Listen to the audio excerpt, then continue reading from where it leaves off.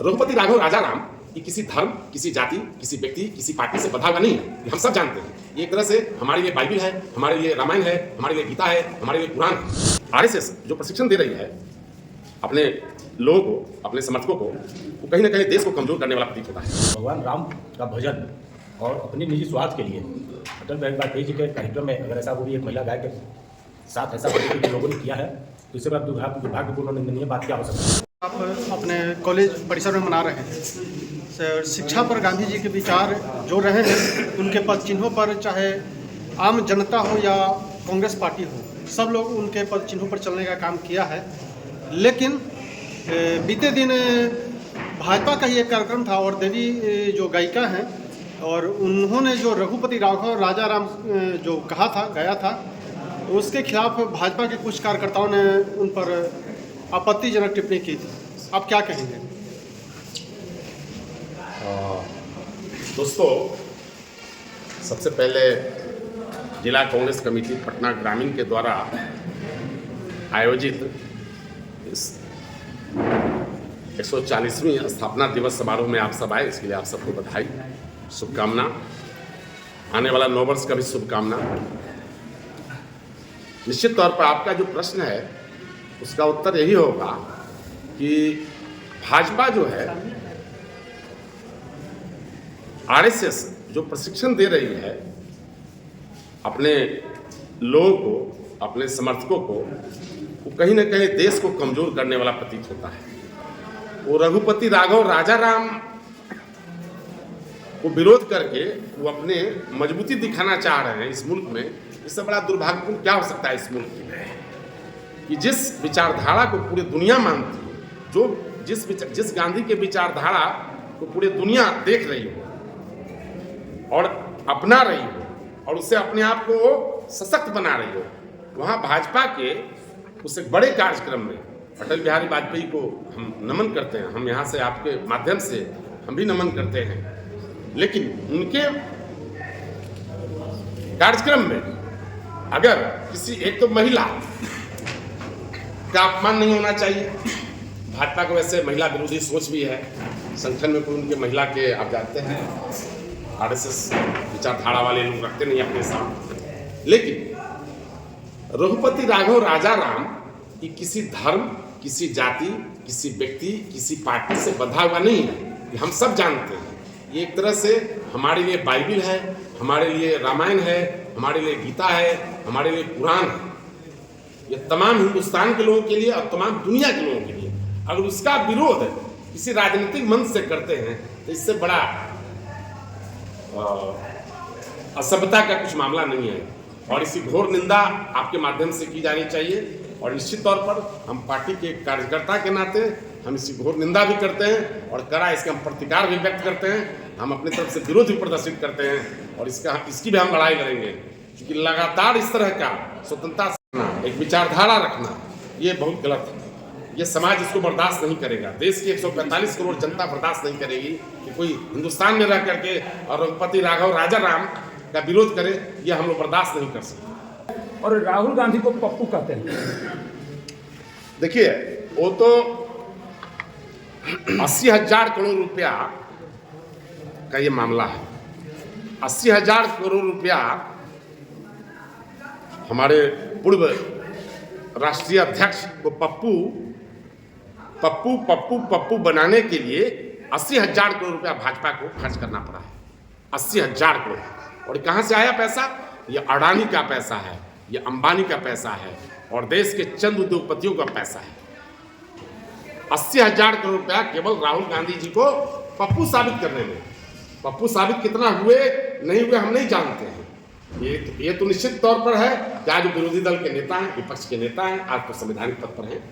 महात्मा गांधी की विचारधारा को कैसे कांग्रेस आगे बढ़ाएगी? जिस तरह से अभी देखा जाए तो कहीं ना कहीं भाजपा की सरकार है और कहीं ना कहीं शिक्षा को लेकर कांग्रेस काफ़ी एक्टिव नजर आई थी जब महागठबंधन की सरकार थी बिहार में। लेकिन कहीं ना कहीं अब शिक्षा को स्तर देखने को गिरावट मिल रही है। जिस तरह से सरकार जो है, नीतीश कुमार जो नए शिक्षा सचिव आए थे, उन्होंने स्कूल में सेल्फी लेने को कहा टीचर को, और अभी देखा जाए तो बिहार में कई शिक्षकों को प्रेगनेंसी का छुट्टी भी दिया गया है। देखिए 30 सालों में 25 से 30 सालों में शिक्षा की स्थिति लगातार गिरावट आई है। हमारे उम्र के जो भी साथी हैं, हम सरकारी स्कूल में, हम तो अपने इसी गांव के सरकारी स्कूल में पढ़े हैं। हमारे उम्र के और 2-3 साथी हैं सरकारी विद्यालय में पढ़े हैं। बोला लेके हम लोग जाते थे, 6ठा क्लास तक मैं भी अपने गांव में ही पढ़ा हूँ। 2रा क्लास तक तो बोड़ा लेके जाते थे, 3रा क्लास से बेस्ट ड्रेस मिला था।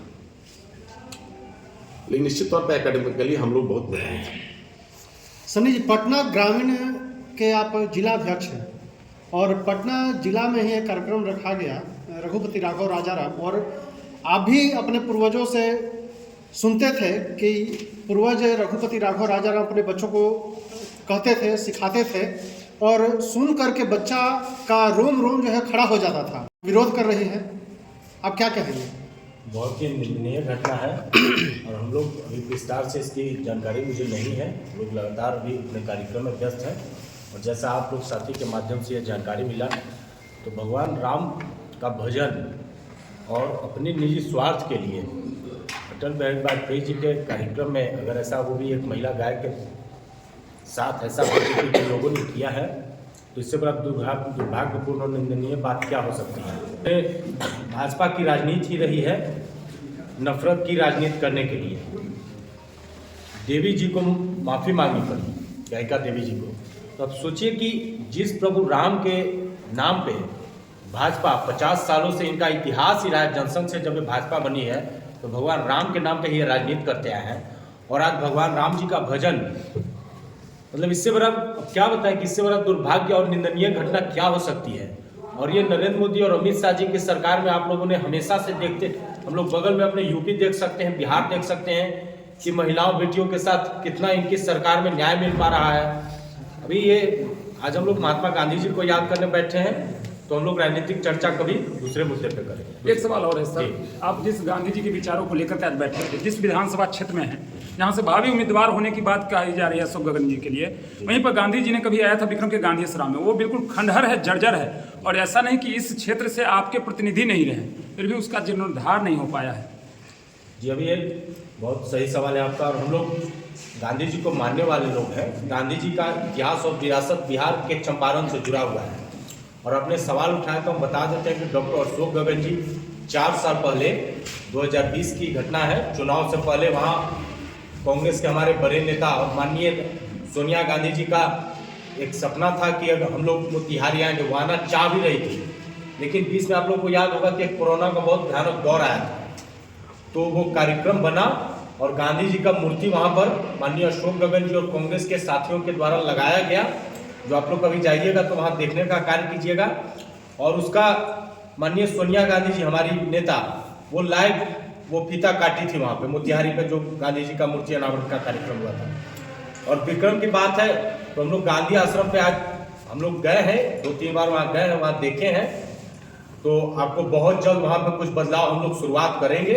और गांधी जी, नेहरू जी, अम्बेडकर जी, ये जो भारत की आत्मा रहे, ये जो भारत के असली निर्माता रहे हैं, उनके योगदान को ये 10 साल पहले आए 2 गुजराती, जिन्हें हम लोग चोर डकैत कुछ भी कह लें, खुद जो तड़ी पार रहा हो, वह आज गांधी, नेहरू और अम्बेडकर की विरासत की बात नहीं कर सकता है और उनके योगदान को झुटलाने की बात नहीं कर सकता है। तो हम लोग ने ये गांधी आश्रम विक्रम का जहां तक हो सकता है हम लोग प्रयास करेंगे कि और उसमें बेहतर से बेहतर कार्य। मेरा सवाल इसी में है कि जैसे आज भी बाबू हम बात चंपारण की करते हैं, मोतिहारी की करते हैं, हम बैठे विक्रम में हैं, लेकिन विक्रम के गांधी आश्रम की चर्चा नहीं करते हैं। ऐसा दिन कब हमको देखने को मिलेगा कि जब भी हम बापू की बात करें तो चंपारण मोतिहारी के साथ साथ विक्रम के गांधी आश्रम की चर्चा? इसी का जवाब हम दिए, उनका सवाल ये विक्रम भी तो ऐसा आएगा ना जी, विक्रम का ही जिक्र हम किए हैं। नहीं, जिक्र तो अभी आपने सवाल पूछने के बाद किया, जिक्र इससे पहले किसी भी वक्ताओं ने ऐसा जिक्र नहीं किया, इसकी बात हो रही है।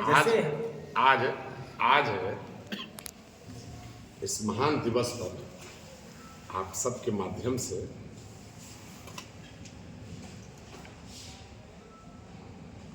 हम लोग आपके सामने एक विचार रखते हैं, घोषणा भी करते हैं कि जो कुछ बन पड़ेगा हम लोग के ऑर्गेनाइजेशन के सहयोग से 14 जनवरी के बाद 14 जनवरी 2025 के बाद निश्चित तौर पर उसके 30 दिन आप हमको वक्त देंगे। 30 दिन बाद फिर क्वेश्चन आप करेंगे कि क्या बदलाव। ठीक है। 14 जनवरी चूँकि अभी खड़मास चल रहा है, 14 जनवरी के बाद कोई भी काम अगर शुरू करते हैं तो आज के डेट में संभव नहीं है। लेकिन चूंकि आप लोगों ने विषय रख ही दिया है तो हम इसको एक और छोटा सा पटना जिला कांग्रेस कमेटी पटना ग्रामीण को हम लोग ताकत देंगे। पटना जिला कांग्रेस कमेटी ग्रामीण वहाँ अपना एक आपको नया नजरिया आपको निश्चित तौर पर चलिए, भरोसा दिलाना। बहुत धन्यवाद।